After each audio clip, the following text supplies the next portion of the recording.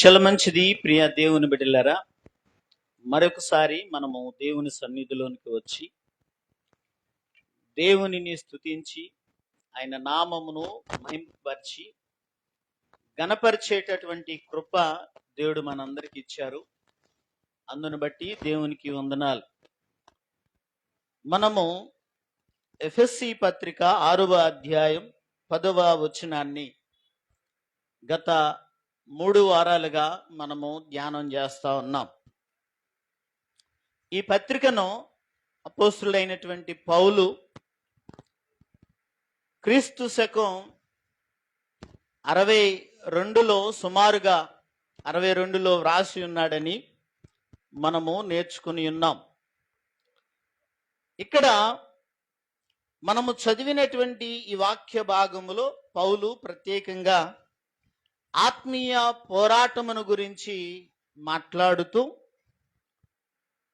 ఆత్మీయ పోరాటమును గూర్చి మాట్లాడే క్రమంలో ప్రారంభిస్తూ ఏమన్నాడంటే, తుదకు ప్రభు యొక్క మహాశక్తిని బట్టి ఆయన యందు బలవంతులయుండుడి అని అంటా ఉన్నాడు. ఆయన యందు బలవంతులయుండుడి, ఆయన యందు బలవంతులయుండుడి. నా ప్రియ దేవుని సంగమా, మనము దేవునిలో బలముగా ఉండటం చాలా అవసరమై ఉన్నది. అది చాలా ప్రాముఖ్యమై ఉన్నది అనే విషయాన్ని ఈ రోజున మనము జ్ఞాపకం చేసుకోవాలి. భౌతికంగా ప్రతి ఒక్కరము కూడా బలముగా ఉండాలి అని కోరుకుంటాం. భౌతికంగా ప్రతి ఒక్కరం కూడా బలముగా ఉండాలి అని కోరుకుంటాం. బలముగా లేకపోతే ఆ బలముగా ఉండడానికి కావలసినటువంటి మంచి ఆహార పదార్థాలను మనం తీసుకుంటాం. మంచి ఆహార పదార్థాలను తీసుకుని బలము తెచ్చుకుంటాం. అదే విధముగా విశ్వాసులమైనటువంటి మనమందరము కూడా మన ఆత్మీయ జీవితంలో బలముగా ఉండాలి. ఆత్మీయ జీవితంలో బలముగా ఉండాలి. నా ప్రియ దేవుని సంగమా, బలముగా ఉండినటువంటి వారు ఏం చేస్తారు అనేటటువంటి మాటలను మనం నేర్చుకుంటూ ఉన్నాం. ఏమి నేర్చుకుంటున్నామంట? బలముగా ఉన్నవారు ఏం చేయగలరు, బలముగా ఉన్నవారు ఏం చేయగలరు, బలముగా ఉన్నవారు ఏం చేయగలరో గత 2 వారాలలో 2 మాటలు నేర్చుకున్నాం. మొదటి మాట చెప్పగలరా ఎవరైనా? అమ్మా అమ్మా బలముగా ఉన్నవారు నిలబడగలరు. బలముగా ఉన్నవారు నిలబడగలరు. దేవునిలో బలముగా ఉన్నవారు, వారికి ఎన్ని శ్రమలు వచ్చినా, ఎన్ని కష్టాలు ఎదురైనా, ఎన్ని ఇబ్బందులు ఎదురైనా బలముగా దేవునిలో స్థిరంగా నిలబడగలరు. దేవునిలో బలముగా స్థిరముగా నిలబడగలరు. మొదటిగా. రెండోదిగా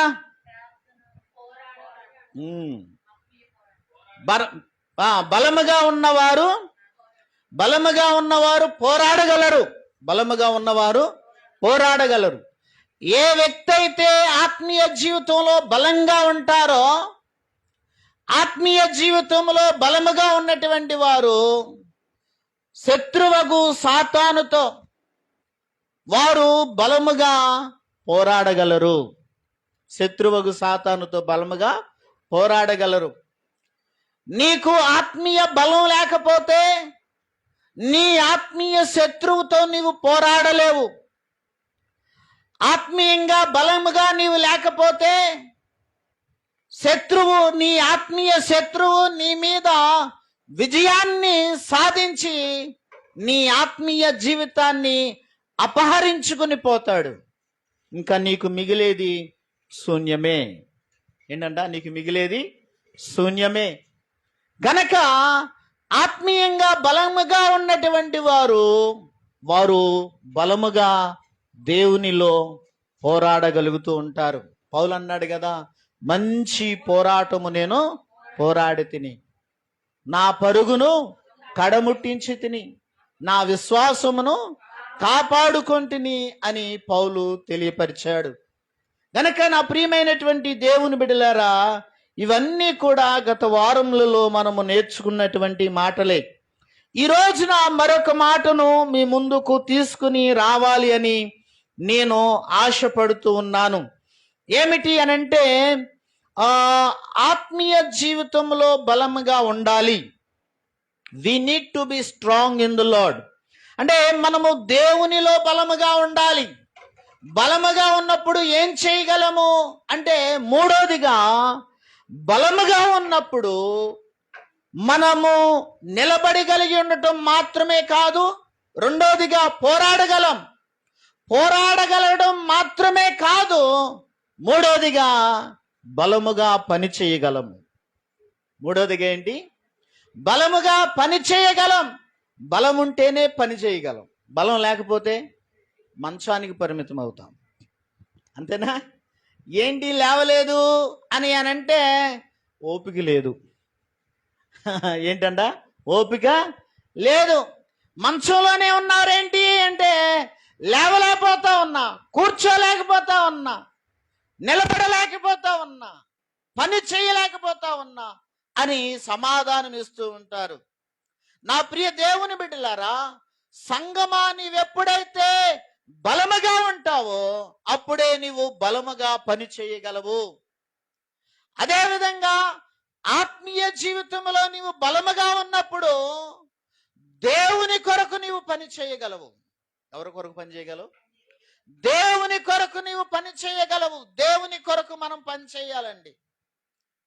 దేవుడు ఎంతగానో నిన్ను ప్రేమించి, దేవుడు ఎంతగానో నీ పట్ల కృప చూపించి, దేవుడు నీకొక మంచి భవిష్యత్తును ఇవ్వట కొరకై నీ పాపమును తొలగించి, నీ శాపమును తొలగించి, నిన్ను నరకమును తప్పించి పరలోక రాజ్యాన్ని దేవుడు నీకు ఇచ్చి ఉండగా, ఆయన తన అమూల్యమైనటువంటి రక్తాన్ని చిందించి, తన పరిశుద్ధమైనటువంటి రక్తము ద్వారా నీ జీవితాన్ని కడిగివేసి నీకు పరలోక రాజ్యాన్ని దేవుడిచ్చి ఉండగా, దేవుని కొరకు నువ్వు ఎంత బాగా పని చేయాలి.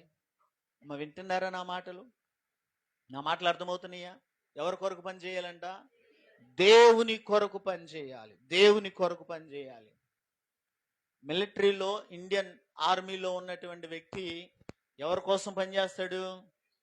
దేశం కోసం పనిచేస్తాడు. ఎవరి కోసం పనిచేస్తాడు?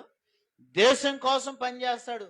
ఏదైనా ఒక వ్యక్తి ఒక కంపెనీలో పనిచేస్తున్నాడు అని అంటే, ఆ వ్యక్తి ఆ కంపెనీ కోసం ఆ కంపెనీ బాగు కోసం పనిచేస్తాడు. ఆ కంపెనీ విస్తరణ కోసం పనిచేస్తాడు. ఆ కంపెనీ లాభం కోసం పనిచేస్తాడు. అదేవిధంగా మనమందరం కూడా దేవుని ఆర్మీలో ఉన్నాం. We all are God's army. మనమందరం కూడా దేవుని యొక్క సైనికులమై ఉన్నాం. దేవుని సైనికులమైనటువంటి మనము దేవుని కొరకు పని చేయాలి. ఎవరి కోసం పని చేయాలంట? దేవుని కోసం పని చేయాలి. దేవుని రాజ్య వ్యాప్తి కోసం పని చేయాలి. దేవుని రాజ్యము విస్తరించబడులాగున నీవు ఎడతెగక ప్రార్థన చేయాలి. దేవుని రాజ్యములో అనేకులు చేర్చబడులాగున దేవుని యందు విశ్వాసము అనేకులు ఉంచులాగున, ఆ విశ్వాసములో అందరూ చేర్చబడులాగున నీవు ప్రార్థన చెయ్యాలి. ప్రార్థన చేయటం మాత్రమే కాదు, పాటుపడాలి. ఏం చేయాలంట? పాటుపడాలి. ప్రియ దేవుని బిడ్డలారా, ఈ రోజున చాలా మంది పని చేయడానికి ఇష్టపడరు. ఏంటంటే, చాలా మంది పని చేయడానికి ఇష్టపడరు. బైబిల్ చెప్తా ఉంది, పని చేయకుండా కనీసం నువ్వు అన్నం కూడా తినొద్దని చెప్తుంది బైబిల్. చదువుదాం, ఆ మాట కూడా చదువుదామా? చూడండి ఒకసారి, ఆ మాటను చదువుదాం ఒకసారి. తెస్సలోనికైలకు రాసిన 2వ పత్రిక 3వ అధ్యాయము 10వ వచనం. 2వ తెస్సలోనిక పత్రిక 3:10. మరియు మేము మీ యొద్ద ఉన్నప్పుడు ఎవడైనను పని చెయ్య నొల్లని ఎడల వాడు భోజనము చేయకూడదు అని మీకు ఆజ్ఞాపించి తిని కదా. చాలు. ఏంటన్నా బైబిల్ చెప్పే మాట ఏంటి? ఆ రోజుల్లో కూడా పని పాట లేకుండా ఊరికినే గాలికి తిరిగే వాళ్ళు ఆ దినాలలో కూడా చాలా మంది ఉన్నారు. ఎక్కడున్నారంట? సంఘంలోనే ఉన్నారంట. సంఘంలోనే ఉంటూ దేవుని యందు భయభక్తులు కలిగిన వారమని చెప్పుకుంటూ జీవితం పట్ల బాధ్యత లేకుండా భవిష్యత్ పట్ల మాట్లాడటం, అల్లరి చిల్లరగా ఆలోచన చేయటం, దారిని పోయే వాళ్ళని కామెంట్ చేయడం కదండి, దారిని పోయే వాళ్ళని కామెంట్ చేయడం, ఇవే వీళ్ళ పని. ఇంకా లేనిపోని అల్లర్లు సృష్టించడం వీళ్ళ యొక్క పని కదా. టైం అయ్యేసరికి ఇంటికి వచ్చి మరలా భోజనం చేయటం. బైబిల్ గ్రంథం చాలా తేటగా చెబుతున్నది కదా. ఏమంటూ ఉన్నాడు అని అంటే, ఇదిగో నేను మీకు చెప్పాను కదా అని అంటూ ఉన్నాడు. నేను మీ వద్ద ఉన్నప్పుడు నేను చెప్పాను, ఎవడైనను పని చేయనొల్లని ఎడల వాడు. దేవుని కొరకు నువ్వు మాట్లాడకపోతే, దేవుని కొరకు నువ్వు బ్రతకకపోతే దేవుని యొక్క మేలులు అనుభవించే అర్హత నీకు లేదు. సంఘమా, ఒక్కటి నీవు జ్ఞాపకం చేసుకో. దేవునికి సాక్షిగా బ్రతకకుండా నాకు సహాయం చెయ్యి అని అడిగే అర్హత నీకు లేదు. ఇదిగో దేవుడు మారు మనసు పొందమని చెప్తా ఉన్నాడు, పాప క్షమాపణ పొందమని చెప్తా ఉన్నాడు. దేవుడు ఇదిగో నీవు బాప్తిసం పొందమని చెప్తా ఉన్నాడు. నీ జీవితాన్ని యేసయ్యకు అర్పించమని చెప్తా ఉన్నాడు. ఈ ఈ ఈ నాకు నా పిల్లలకు ఉద్యోగాలు ఇవ్వు, నా వ్యాపారంలో సహాయం చెయ్యి. ఎంతవరకు ఇదే గోలా దేవుని దగ్గర? ఎంతవరకు ఈ విధంగా అడుక్కోవటమేనా దేవుని దగ్గర? దేవుడు చెప్పే మాటకు నువ్వు లోబడవా? దేవుడు అడుగుతా ఉన్నాడు. బైబిల్ చెప్తున్నది కదా, ఎవడైనను ఏంట పని చేయకుండా భోజనము చేయకూడదు. దేవుని పని చేయకుండా దేవుని మేలు ఎట్లా తింటావు నువ్వు? దేవుని మేలుని ఏ విధంగా నువ్వు అనుభవిస్తావు? ఆ అర్హత ఏంటి అసలు నీకు దేవుని మేలు అనుభవించడానికి? దేవుడు అడుగుతున్నాడు. దయచేసి ఎవరు కూడా తప్పుగా అర్థం చేసుకోవద్దు. పాస్టర్ గారు మాట్లాడు, పరిశుద్ధాత్మ దేవుడు మాట్లాడు. ఎంతకాలం నువ్వు రక్షణను వాయిదా వేస్తావు? ఎంతకాలం నీవు బాప్తిసాన్ని వాయిదా వేస్తావు? దేవుని మేలైతే నీకు కావాలి కానీ దేవుడిచ్చే రక్షణ నీకు వద్దా? దేవుని యొక్క సహాయం అయితే నీకు కావాలి కానీ బాప్తిసం నీకు వద్దా? దేవుని యొక్క కృప అయితే నీకు కావాలి కానీ దేవుని గురించి నిలబడి సాక్ష్యం చెప్పడం నీకు వద్దా? ఒకసారి నిన్ను నీవు ప్రశ్న వేసుకో, ఆలోచన చెయ్యని చెప్పేసి దేవుడు మాట్లాడుతూ ఉన్నాడు. చూద్దామా ఒకసారి మరొక వాక్యాన్ని చదువుకుందాం. ఈ తెస్సలోనికైలకు రాసిన పత్రికలోనే మొదటి అధ్యాయం మొదటి తెస్సలోనిక పత్రిక 4వ అధ్యాయము 10వ వచనం నుండి మనం చదువుకుంటూ వెళదాం.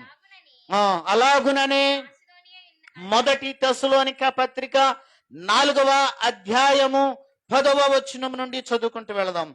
మాసిదోనియా యందంతటా ఉన్న సహోదరులందరినీ మీరు ప్రేమించుచున్నారు.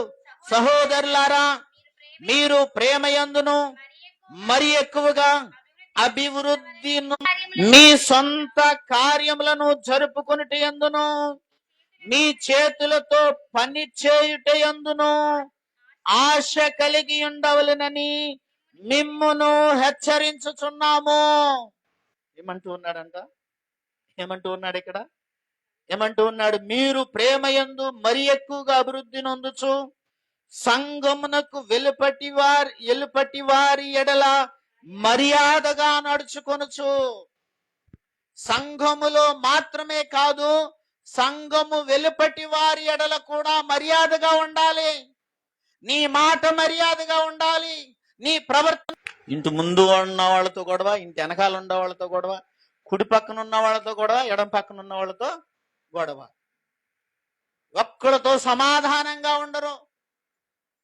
కానీ చర్చిలో మాత్రం దేవా దేవా దేవా, ప్రభువా ప్రభువా ప్రభువా. బైబిల్ చెప్తా ఉంది, ప్రభువా ప్రభు అని పిలుచు ప్రతివాడును పరలోక రాజ్యానికి చేరడంట. నా తండ్రి చిత్త ప్రకారము జరిగించువాడే అని అంటా ఉన్నాడు. ఎవరి చిత్త ప్రకారం అంట? ఎవరి చిత్త ప్రకారం? పాస్టర్ గారికి నచ్చినట్టు కాదు. పాస్టర్ గారు ఏదైనా అంటాడని పాస్టర్ గారికి భయపడి కాదు. ఇదిగో సంఘంలో ఏమన్నా అనుకుంటారని కాదు, మనుషులు చూస్తారని కాదు, మనుషుల మెప్పు కోసం కాదు, దేవుని మెప్పు కోసం. నిన్ను చూసి దేవుడు మెచ్చుకోవాలి. ఎవరు మెచ్చుకోవాలంట? దేవుడు మెప్పు కోసం. దేవుడు నిన్ను మెచ్చుకునేలాగా నువ్వు ప్రవర్తించాలండి. దేవుడు నిన్ను మెచ్చుకునేలాగా నువ్వు మాట్లాడాలి. దేవుడు నిన్ను మెచ్చుకునేలాగా నీవు నడుచా. ఎవరి జోలికి వెళ్ళొద్దు అన్నాడు? పరుల జోలికి వెళ్ళొద్దు. ఒకవేళ వాళ్ళు ఏదైనా తిట్టుకుంటే తిట్టనియండి, తిట్టేవారి కోసం ప్రార్థన చేయండి.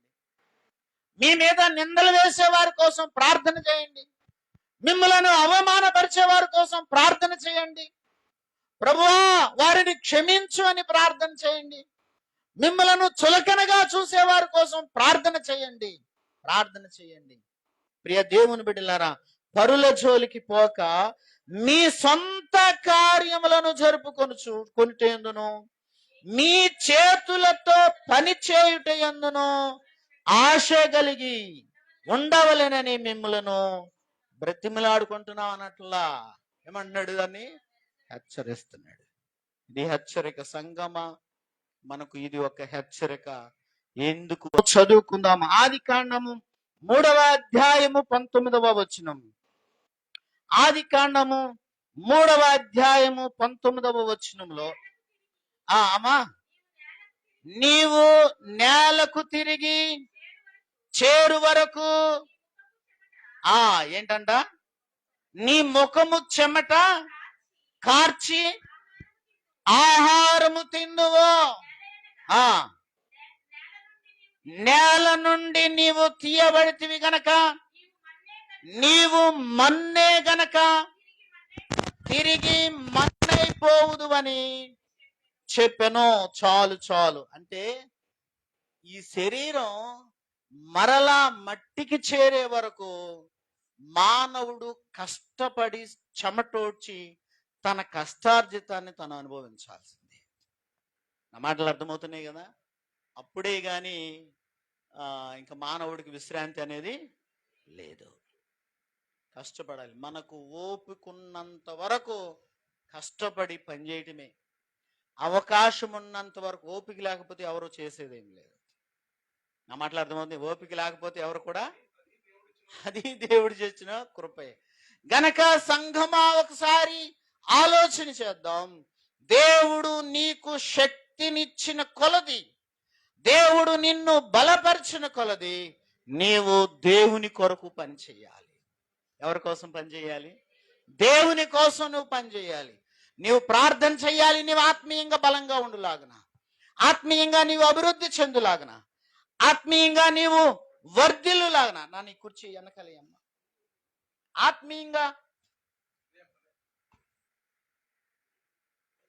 ఆత్మీయంగా నీవు వర్ధిల్లులాగన నువ్వేం చెయ్యాలి అనంటే, ఏం చెయ్యాలంటే నువ్వు కష్టపడి పని చెయ్యాలి. తర్వాత చూద్దాం ఒకసారి నిర్గమాకాండంలోనికి వెళదాం. నిర్గమాకాండము 20వ అధ్యాయము 9వ వచనంలో. నిర్గమాకాండం 20వ అధ్యాయము 9వ వచనం. పండు మీరు లోపలికి వచ్చేయండి నాన్న. పండు, ప్రేమ్ సాగర్ లోపలికి వచ్చేసేయండి. పండు ఏడి, నిసి నువ్వు కూడా లోపలికి వచ్చాయి. 20వ అధ్యాయము 9వ వచనంలో, 6 దినములు కష్టపడి నీ పనంతయు 7వ దినమున ఏమీయు చేయకూడదు. 6 దినములలో యెహోవా ఆకాశమును, భూమియు, సముద్రమును, అందులో ఉన్న సమస్తమును సృజించి 7వ దినమున విశ్రమించెను. ఒకసారి ఆగుదాం. దేవుడు కూడా 6 దినాలు కష్టపడి పనిచేశాడు. మాటలు అర్థమవుతున్నాయి. దేవుడు కూడా 6 దినాలు కష్టపడి పనిచేశాడు. దేవుడు కూడా 6 దినాలు కష్టపడి పనిచేశాడు. దేవుడే కష్టపడి పనిచేసినప్పుడు నువ్వెందుకు పని చేయవు? దేవుడే కష్టపడినప్పుడు నువ్వెందుకు కష్టపడవు? చాలా మంది కష్టపడటానికి ఇష్టపడరు, సుఖపడటానికి ఇష్టపడతారు. చిన్నప్పుడు నన్ను నాకే పని చెప్పేవాళ్ళు కాదు.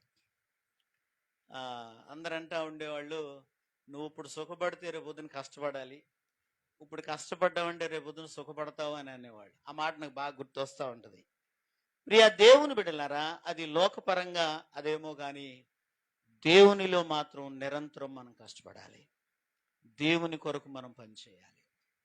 ఎందుకంటే దేవుని మేలులు మనం అనుభవిస్తున్నాం. మనమేమై ఉన్నామో అది దేవుని కృప మాత్రమే అయి ఉన్నాం. నా మాటలు అర్థమవుతున్నాయా? దేవునిలో మనం కష్టపడేలాగన మనం నడుచుకోవాలి, వాక్య ప్రకారం మనం ప్రవర్తించాలి. వాక్యానుసారమైనటువంటి జీవితాన్ని మనం జీవించడానికి మనము ఛాయాశక్తుల మనము ప్రయత్నం చేయాలి. పోయిన వారం మనం నేర్చుకున్నాం, పౌలు ఏం చేశాడంట, ఈ శరీరం ఎక్కడైనా సుఖపడుతుందేమో అని శరీరాన్ని నలగొట్టుకున్నాడంట. శరీరాన్ని నలగొట్టుకుని శరీరము తన మాట వినులాగున శరీరాన్ని లోపరుచుకున్నాడు. శరీరాన్ని లోపరుచుకున్నాడు. ఈ రోజున చాలా మంది శరీరం ఎట్లా చెప్తే అట్లా చేసేస్తారు. శరీరం ఎట్లా చెప్తే అట్లాగా చేసేస్తారు. వాళ్ళు ఎక్కడికైనా వెళ్ళాలనుకుంటే వెళ్ళిపోతారు, తినాలనుకుంటే తింటారు, చెయ్యాలనుకుంటే చేసేస్తారు, ఏదైనా చేసేస్తారు. లేదు పౌలు అంటున్నాడు, లేదు నేను చెప్పినట్టు వినాలి నా శరీరం. పౌలు అన్నాడు, నా శరీరం నేను చెప్పినట్టుగా వినాలి అని శరీరాన్ని లోపరుచుకోవడానికి తను ఎంతగానో కష్టపడ్డాడు. దేని కొరకంటే ప్రభు కొరకు. దేవునికి స్తోత్రం చేద్దామా? హల్లెలూయా. ఎవరి కొరకంట? ప్రభు కొరకు. మరొక వాక్యాన్ని కూడా మనం చదువుకున్నాం. చూడండి, మార్కు సువార్త 13వ అధ్యాయము 34వ వచనం. త్వరగా చదివి సహాయం చేయండి. మార్కు సువార్త 13వ అధ్యాయము 34వ వచనం నుండి. ఒక మనుష్యుడు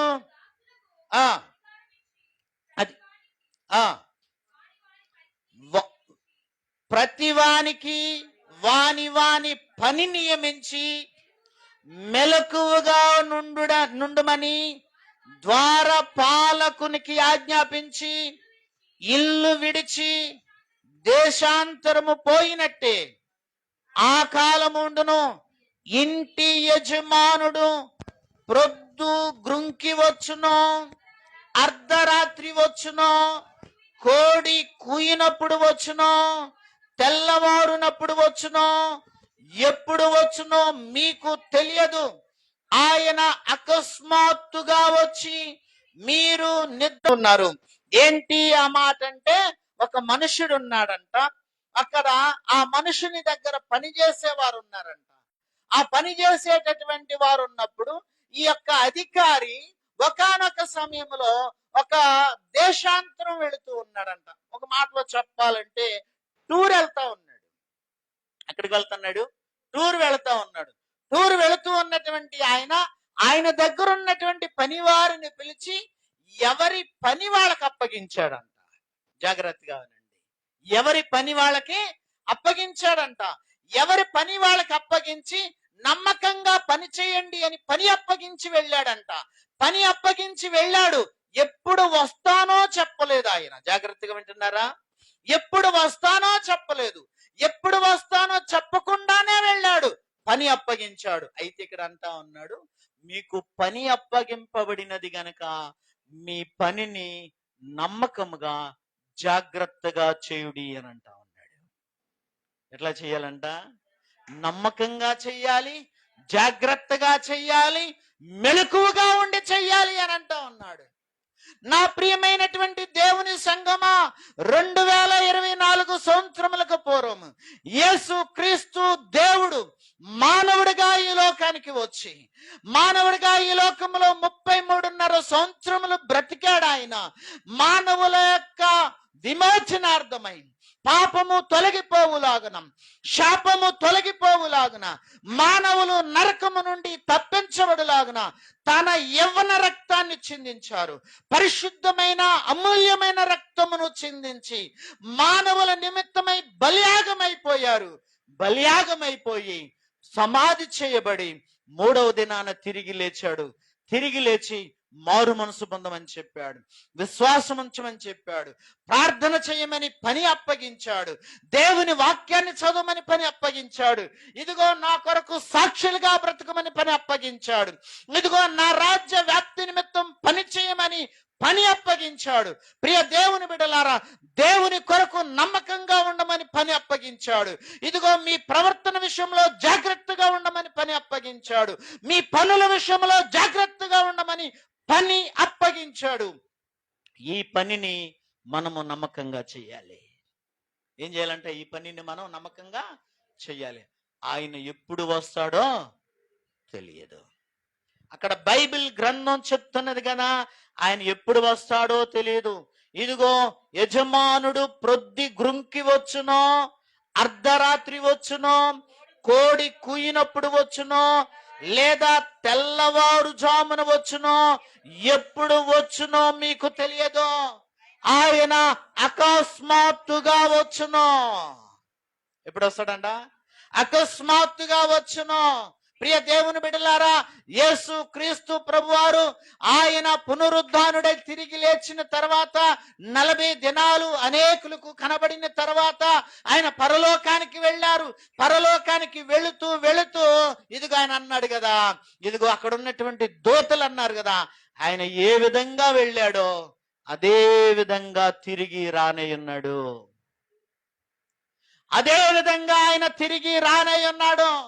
ఆయన వచ్చినప్పుడు ఆయన యందు నమ్మకం ఉంచినటువంటి వారు ఎవరైతే పని బాధ్యత తీసుకున్నారో ఆ బాధ్యతను నమ్మకముగా జరిగించు వారిని తీసుకుని వెళ్ళడానికి ఆయన వస్తూ ఉన్నాడు. ఆయన వచ్చినప్పుడు నువ్వు నిద్రపోతా ఉన్నావు అనుకో, ఆయన వచ్చినప్పుడు నువ్వు నిద్రపోతా ఉన్నావు అనుకో, ఇక అంతే. ఏంటన్నా 10 మంది కన్యకలు వివాహ విందులో పాలు పొందుదామని బయలుదేరి వెళ్ళారంట. వింటున్నారా? జాగ్రత్తగా వినండి. ఈ మాట చెప్పి నేను ముగించేస్తాను. 10 మంది కన్యకలంట ఒక వివాహ విందునకు బయలుదేరి వెళ్ళారంట. బయలుదేరి వివాహ విందు దగ్గరికి వెళ్ళేసరికి తీరా అక్కడికి వెళ్ళిన తర్వాత పెండ్లి కుమారుడు రావటం ఆలస్యమైందంట. జాగ్రత్త, వింటున్నారా? అర్థమవుతుందా? పెండ్లి కుమారుడు రావటం ఆలస్యమైందంట. ఇదిగో పెండ్లి కుమారుడు వచ్చే వరకు మరి పెండ్లి కుమారునితో కలిసి విందులో ప్రవేశించడం అక్కడ ఆయన వాటి. ఇప్పుడు పెండ్లి కుమారుడు రావటం ఆలస్యం అయ్యేసరికి అందరూ కూడా పెండ్లి కుమారుని రాకడ కొరకు ఎదురు చూస్తా ఉన్నారంట. అయితే ఇప్పుడు పెండ్లి కుమారుడు ఆలస్యం ఇంకా ఆలస్యమైంది. అయితే వాళ్ళు వెళ్ళినప్పుడు దివిటీలు పట్టుకుని వెళ్ళారంట. వాళ్ళు వెళ్ళినప్పుడు మన వాడుక భాషలు చెప్తాను, లాంతర్లు పట్టుకుని వెళ్ళారు, లైట్లు పట్టుకుని వెళ్ళారు. అయితే అందులో 5 లాంతర్లో దీపాలు వెలుగుతూ ఉన్నాయి. ఆ దీపాలు వెలగటానికి వాళ్ళ దగ్గర సరిపడా నూనె ఉంది. ఒకవేళ చాలకపోతే ఎక్స్ట్రా తీసుకుని వెళ్ళారు వాళ్ళు.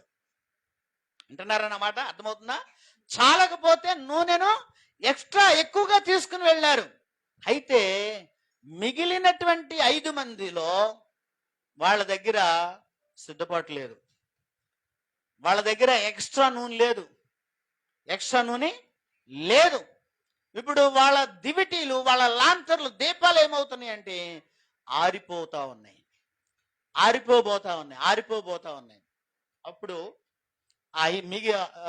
ఎక్స్ట్రా తీసుకుని వెళ్ళినటువంటి 5 దగ్గరికి వెళ్ళి అంటున్నారమ్మా, ఇదిగో మా దీపాలు ఆరిపోబోతా ఉన్నాయి తల్లి, మాకు కొంచెం నూనె ఇవ్వండి, మా దీపాలు ఆరిపోకుండా చూసుకుంటాం అని అంటున్నారు. అర్థమవుతుందమ్మా? అర్థమవుతుంది కదా? మాకు కొంచెం నూనె ఇవ్వండి, మా దీపాలు ఆరిపోకుండా చూసుకుంటాం అని చెప్పేసారంటే వాళ్ళు అన్నారమ్మా, ఇదిగో మీరు ముందుగానే సిద్ధపడి రావాల్సింది. మీరు ముందే వచ్చేటప్పుడే ఎక్కువ నూనె తీసుకుని రావాల్సిందే. మీరు ఎందుకు తీసుకురాలేదు? ఒకవేళ మా దగ్గర ఉన్నటువంటి నూనె మీకు ఇచ్చామంటే అది మీకు చాలదు, మాకు చాలదు. మీరు అన్యాయం అయిపోతారు, మేము కూడా అన్యాయము అయిపోతాం. దగ్గరే కొట్టు ఉంది, ఆ కొట్లో నూనె దొరుకుద్ది, వెళ్ళి కొనుక్కొచ్చుకోండి అని సలహా ఇచ్చారు. సరే అని చెప్పేసి వీళ్ళు ఏం చేశారు అంటే నూనె కొనుక్కొచ్చుకుందామని చెప్పేసి కొట్టు దగ్గరికి వెళ్ళారంట 5గురు.